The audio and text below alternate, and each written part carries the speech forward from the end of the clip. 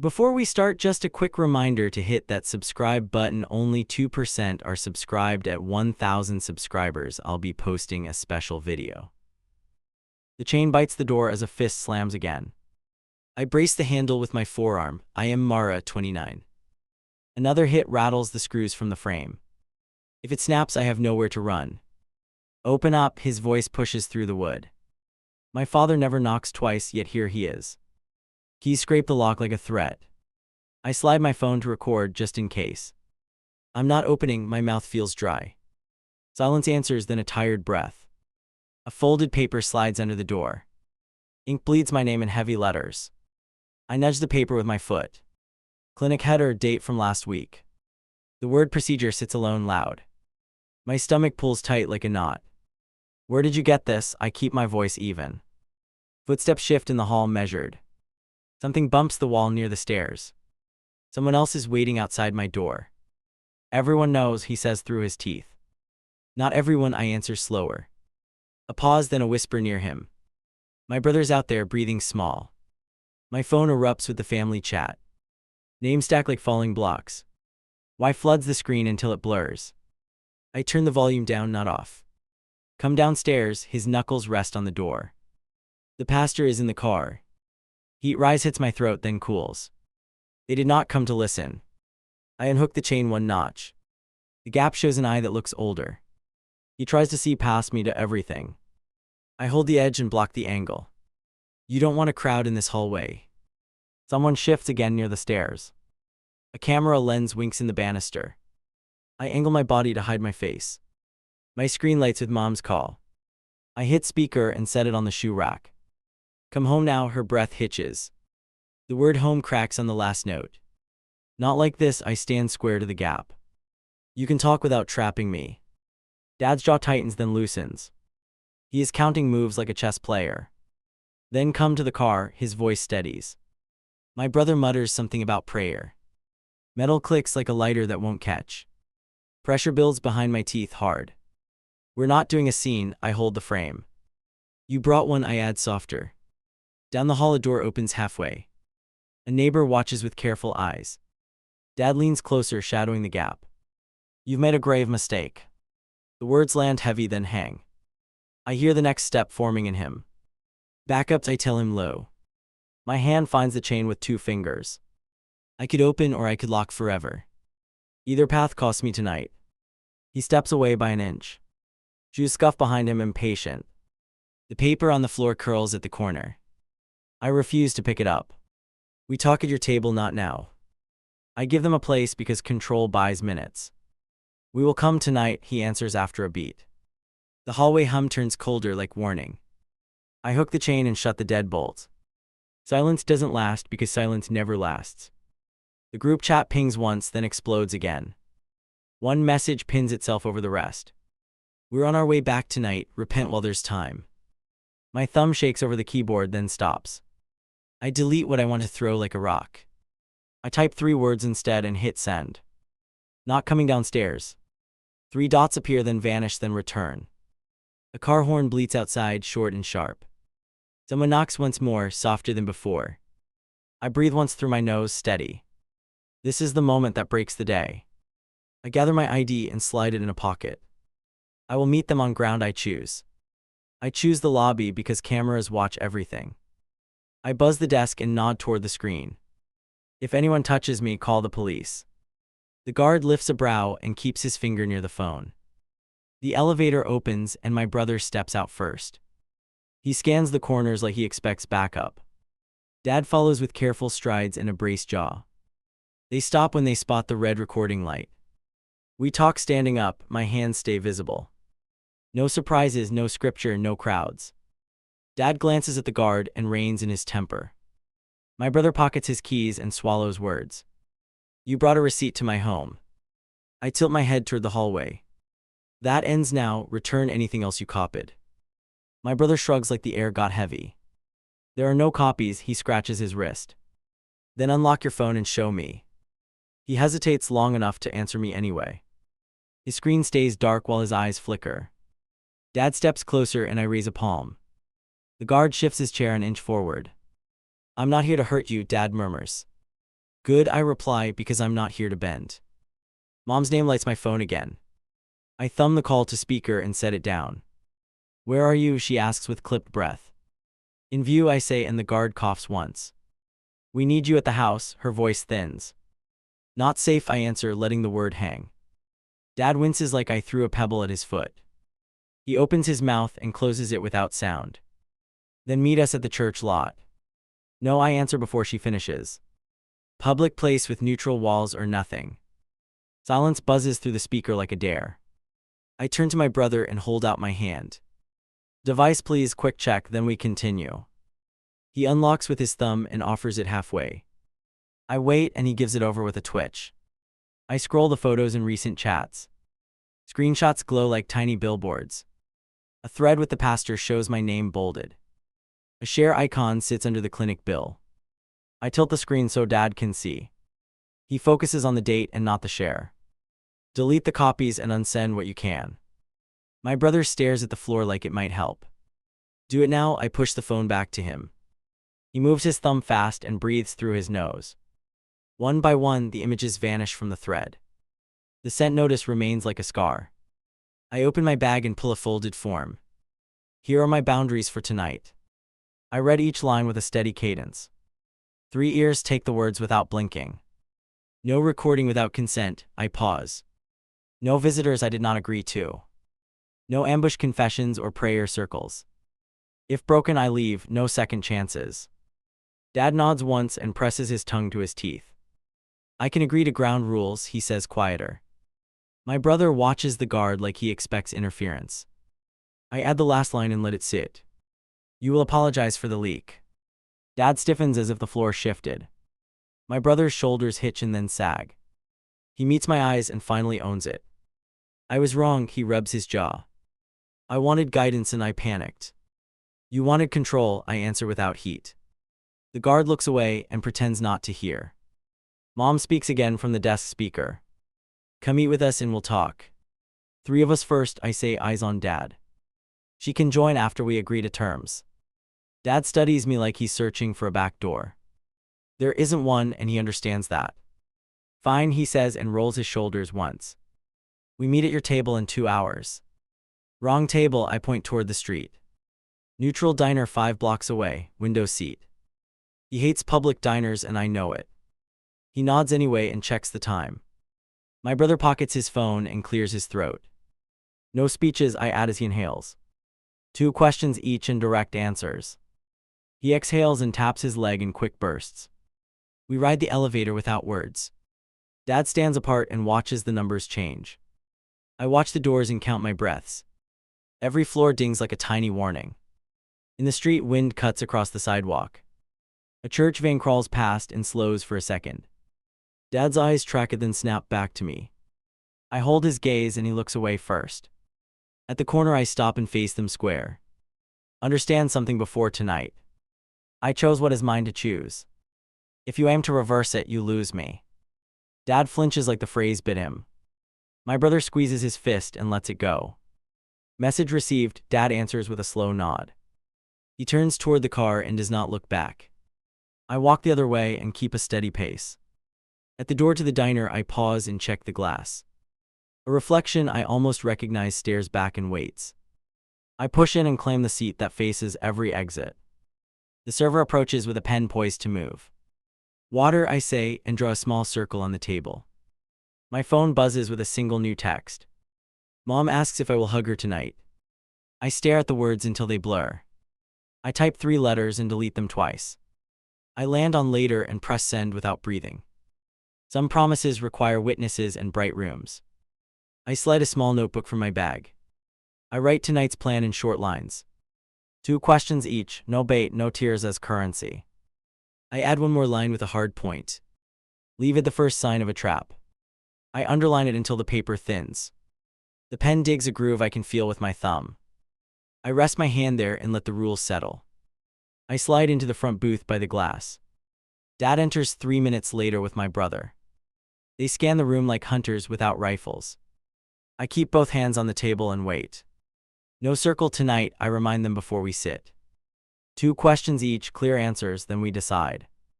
Dad nods once and takes the seat opposite. My brother chooses the edge like he might bolt. First question, Dad leans forward and locks eyes. Do you regret what you did? I hold the stare until the noise fades. I regret trusting people who used it as leverage.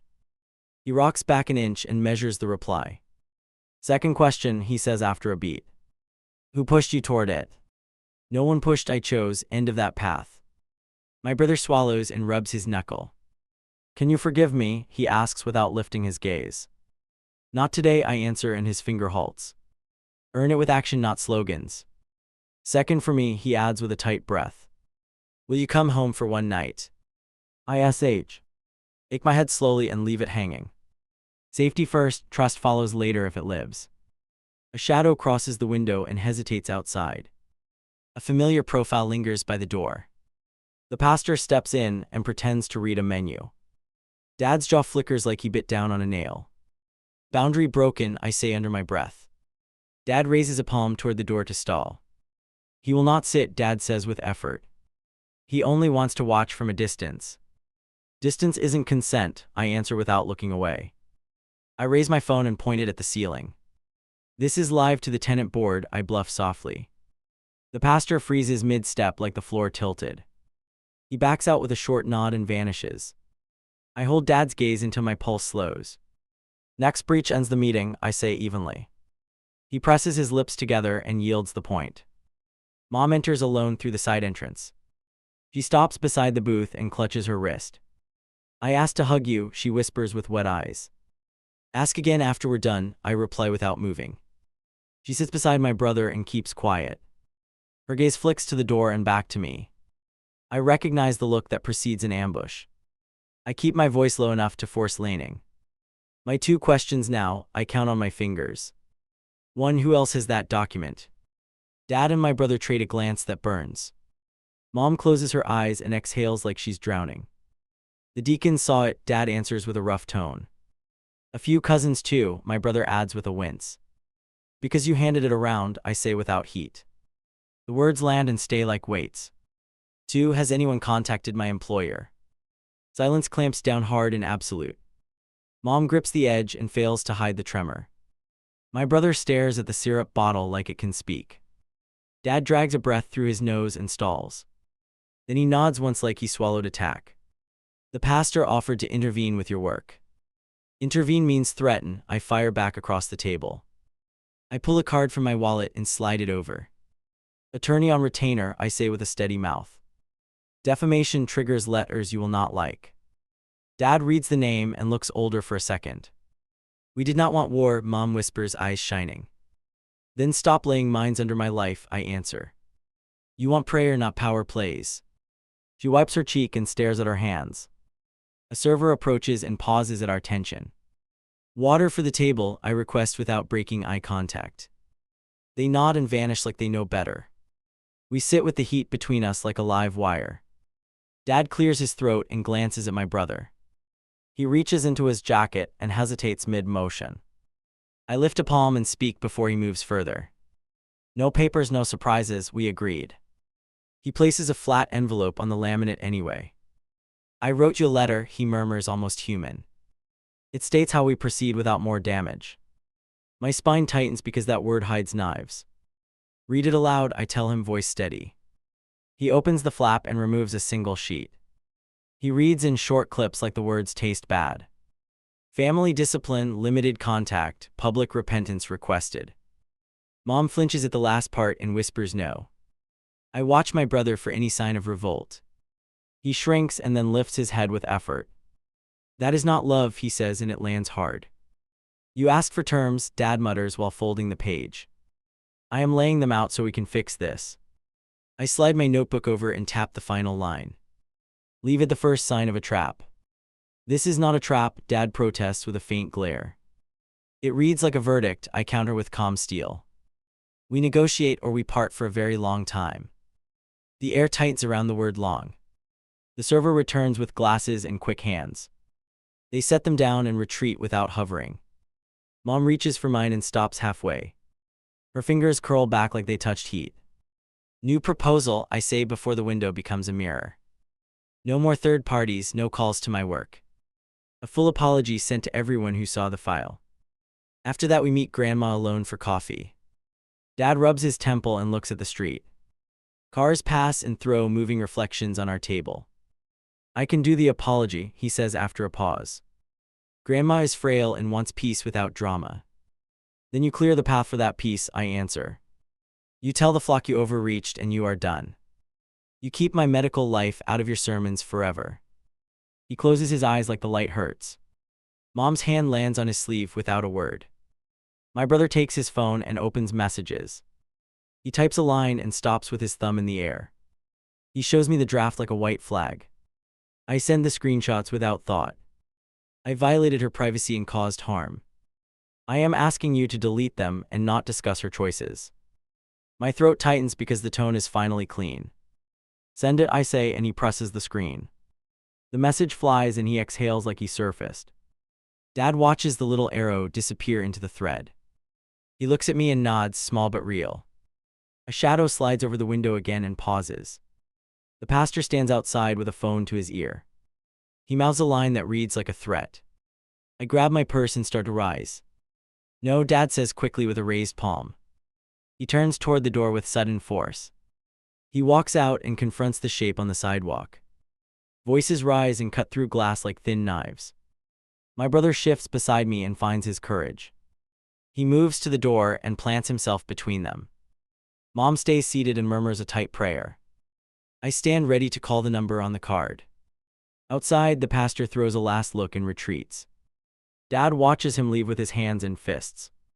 My brother lifts a forearm to keep space if needed. I wait for the decision that follows next. Dad re-enters first with his shoulders squared. My brother holds the door wide and waits. The pastor lingers across the street with a phone raised. I tap my screen and lift it high like a counter camera. Inside or outside, I ask without blinking. Inside, Dad answers, voice clipped and dry. Then manage your friend before I call dispatch. He nods once and turns his back on the window. Mom reaches for my forearm and stops short. Are we still a family? She whispers like a secret. We negotiate like adults or we pause everything. Her hand drops and she stares at the tabletop. My phone vibrates with an unknown number. I slide my thumb across and listen with one ear. HR here, we received a concerning message earlier. My gaze hooks Dad as I answer with slow words.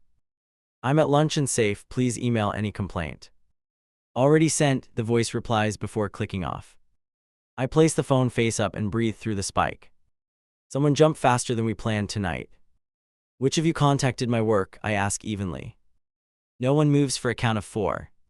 My brother checks his pockets like they might talk.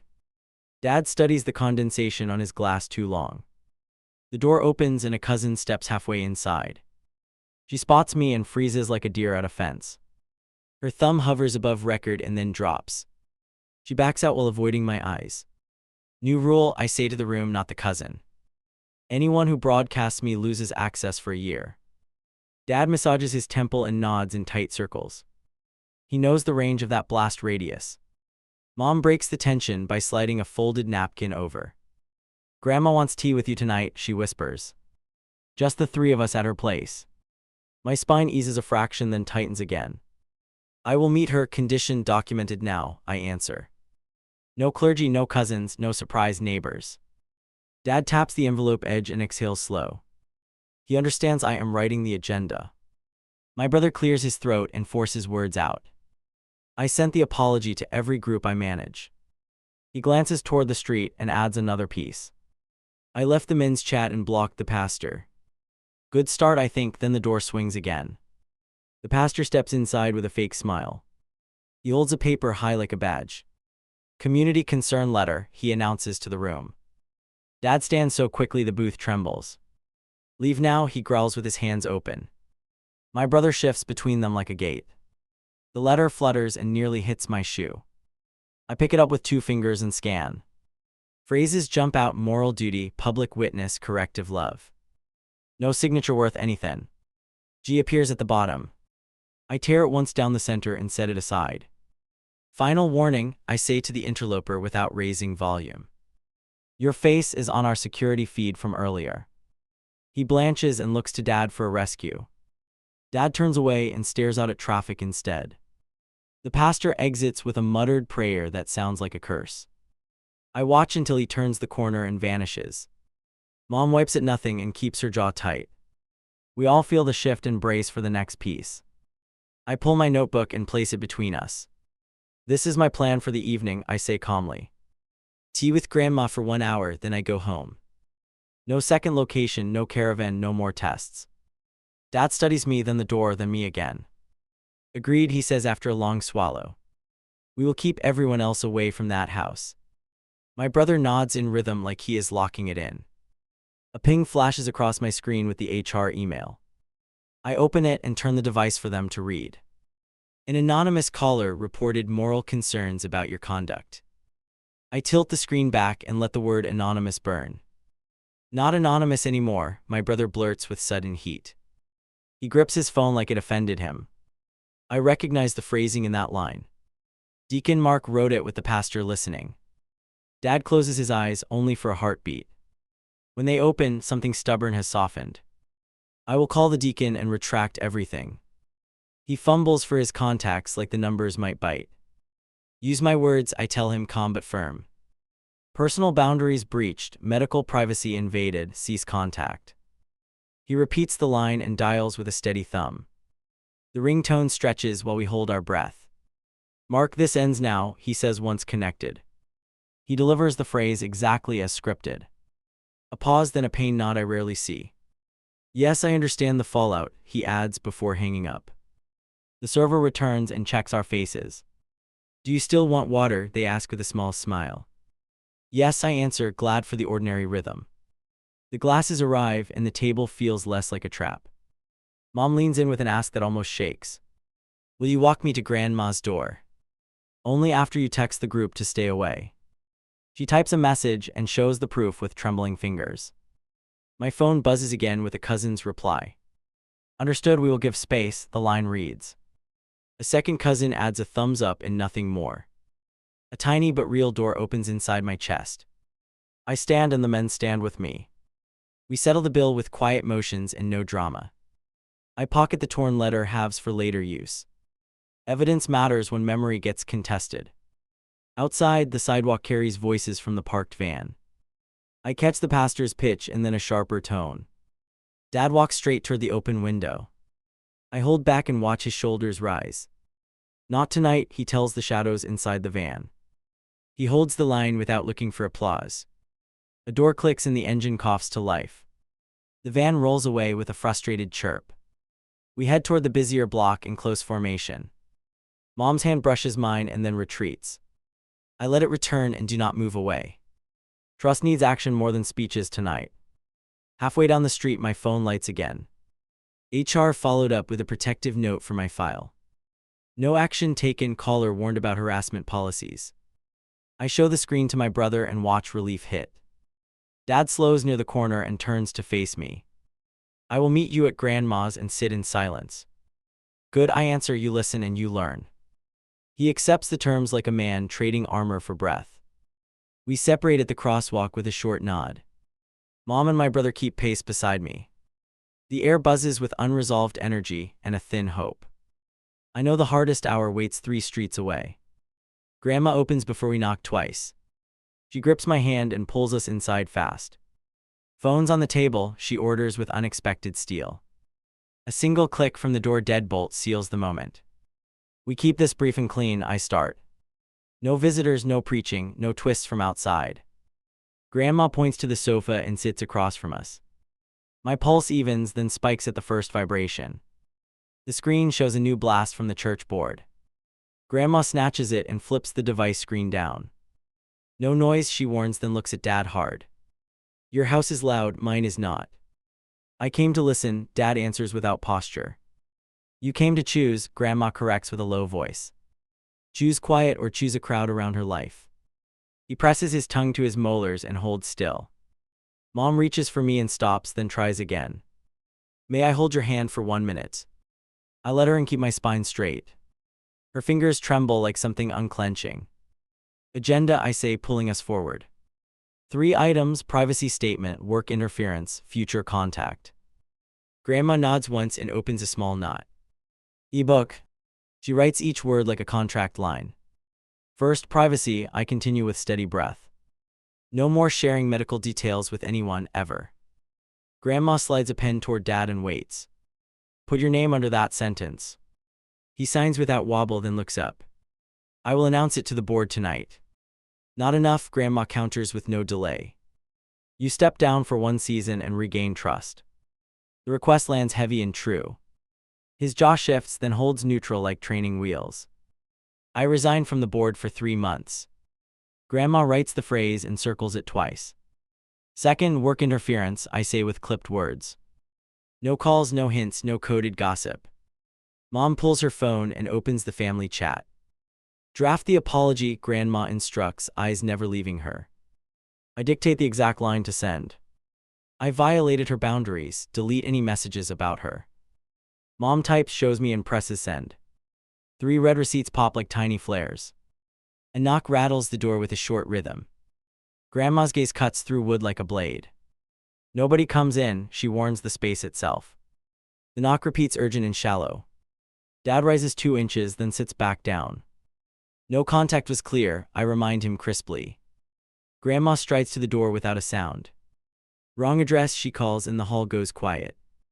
We breathe together, then move to the third item. Contact schedule, I say, keeping the tempo up. 2 check-ins a week by text, no drop-ins. 1 dinner next month if rules hold. Mom nods quickly like oxygen just returned. I can live with that for now. My brother types the plan into our group thread. He adds, anyone who breaks it gets removed. Grandma closes the notebook and looks at me. What else keeps you awake at night? I consider the real answer and pick a clean shard. I want the deacon to retract the call to HR. Dad unlocks his phone and pulls up his log. He dials and steps to the window for signal. We listen to his side in firm fragments. Retract now, confirm by text, do not contact her again. The reply arrives as a short admission. Retraction sent to HR, no further contact planned. I forward the screenshot to my email for record. Proof calms a place in me that stayed braced. Grandma pours tea and slides a cup my way. Drink, she orders, then softens her tone by a notch. Then tell me the truth I need for tonight. She watches my face, ready to move if required. I will not carry a child, I answer clearly. I will not host debates about my body. I will not return to rooms that forget that. Grandma nods like a gavel hitting wood. Mom inhales to speak and stops again. She wipes her eyes and looks at the notebook. I will follow these lines without loopholes. Her voice steadies at the last word like it learned. A faint chime sounds from Grandma's mantle. She glances once and stands with quick purpose. Time to end while we are whole. She opens the door a crack and peers into the hall. The pastor stands alone by the stairwell railing. He lifts a hand like a blessing that isn't asked for. Grandma's stare turns sharper than I have ever seen. You step back or I call the police, she states. He lowers his hand and measures the threat. He takes 2 slow steps toward the exit. He stops and tries one more angle from the shadows. She needs repentance for the sake of the flock. I move into the doorway shoulder to shoulder with Grandma. Leave before you become a legal problem, I tell him. Dad appears behind us like a wall finally moved. Go, he adds, and the stairwell swallows the echo. We close the door and secure the lock. Grandma writes one last sentence in bold strokes. No clergy contact without written consent. She underlines it until the page thins. I will enforce this with teeth, she warns. She pulls out a landline and dials the precinct. Logging a harassment note for tonight, she states calmly. The case number prints into the corner of the page. I feel the room tilt toward a new balance. Not peace yet, but something that could grow. Mom squeezes my hand and does not let go. She whispers thank you like a promise she means. We end here, I say, standing with slow control. Next step is recovery, not a tribunal. Grandma opens the door and scans the hallway. Clear for now, yet I still expect the next test. At the threshold, Dad meets my eyes without defenses. I will protect this boundary even when you are not here. Then protect it when I am, I answer with weight. He nods once like a hinge freshly oiled. We move to the elevator with careful quiet. My brother presses the button, then pockets his hands. Tomorrow I change my passwords and leave those groups. His jaw sets like he found something worth keeping. The doors open and we step inside together. As they slide shut, a message lights my screen. HR confirms the retraction and logs the incident. I save it and watch the floor numbers. Climb toward whatever waits. The elevator door opens on the lobby. Two figures wait near the exit, heads close together. The pastor is gone, but two board members stand in his place. I tighten my grip on the strap around my wrist. They block the doorway without a word. I stop just short of their shoes. Dad steps forward, shoulders squared like a line of defense. My brother shifts closer to my side and tilts his chin up. Move, I say clearly. The taller one leans forward like he owns the space. Church still wants to talk, he mutters low. You're trespassing, I reply flat and fast. Grandma's voice cuts from behind like a bell. She's under my roof, you leave or meet an officer. The men hesitate just long enough to reveal their fear. Mom lifts her phone and hovers over the dial. Pastor said we need repentance, the shorter one blurts. Dad lets out a sharp breath like a match striking. She owes you nothing, he snaps without raising his voice. The sound alone makes both men take a step back. I push forward until I'm shoulder to shoulder with them. You sent a letter, you stalked my door, you called my job. This ends tonight, the taller man's jaw twitches. Or you'll drag the whole church into court. Their faces shift from righteous to unsure. The shorter one lowers his eyes first. The taller one folds his arms like a shield. You wouldn't dare, he hisses. I already filed the report, I answer before he blinks. Your faces are in the footage, the police have your names. The weight of that lands sharp, clean, deliberate. His arms drop without his permission. Grandma steps closer and holds the door wide. This is your one clean exit, she warns. If you test me, I'll make the call myself. They back away, not fast, but far enough to matter. Outside, a car idles at the curb. The pastor leans in the passenger seat watching. Our eyes lock, and for the first time he looks smaller. He starts the engine without a word. Keep walking, I whisper to myself more than them. Mom links her arm through mine in silence. Dad keeps close behind like a silent wall. My brother glances back once, then faces forward. The night air hits like a cold blade against skin. I keep breathing in short, deliberate bursts. Every step away from that building feels earned. We pass the corner where the van used to park. A group of church women huddle near the bakery entrance. Their whispers tighten as they recognize me. One raises her phone, then lowers it when she meets my stare. I hold that moment until her hands shake. I'm not a symbol, I murmur as we move past. Dad hears it and nods once slow. The crowd doesn't follow, not this time. I know that won't last forever. At the intersection, Mom stops and faces me. You still have a choice, she says gently. Yes, I answer firm, and I already made it. The light changes and cuts off her reply. We cross, my brother slips his phone into my palm. Their group chat just exploded, he whispers. They're planning a prayer chain outside your place tomorrow. The words hit like a steel bar to the chest. I stop walking. Then tomorrow they meet an injunction, I say. His eyes widen, but I don't blink. This isn't a threat, it's a clock counting down. Dad exhales through his nose and nods. I'll stand at the gate if they come, he mutters. Not as a preacher, as your father. The weight in that promise feels solid for the first time. We turn the corner and the building comes into view. The security light clicks on as we approach. My front door stands exactly as I left it. A quiet I haven't heard in days wraps the porch. I unlock the door, step in, and leave it open behind me. Dad checks the hall, brother checks the stairwell.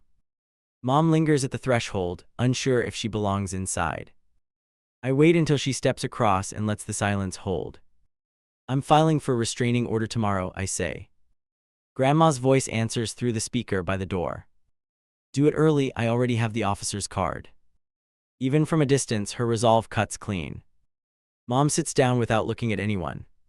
She rubs her palms together, small nervous circles. She doesn't try to talk me out of it. That's new, that's something shifting. The notification tone slices through the quiet. A message from an unknown number flashes. Forgiveness starts with you, we will gather at dawn. I screenshot it, forward it to the case file, and delete it. My brother stands beside me, fists tightening once. They'll come, he mutters. Then I'll be ready, I reply without raising my voice. He nods like he finally believes it. Dad places his hand on the table between us. No more letting them dictate the terms, he says. He looks at Mom and she doesn't flinch this time. She whispers, then we hold the line. I turn the lock, double-check the chain, and exhale once. This isn't peace, it's something harder. It's me keeping the door closed on their storm. For the first time, they're the ones standing outside.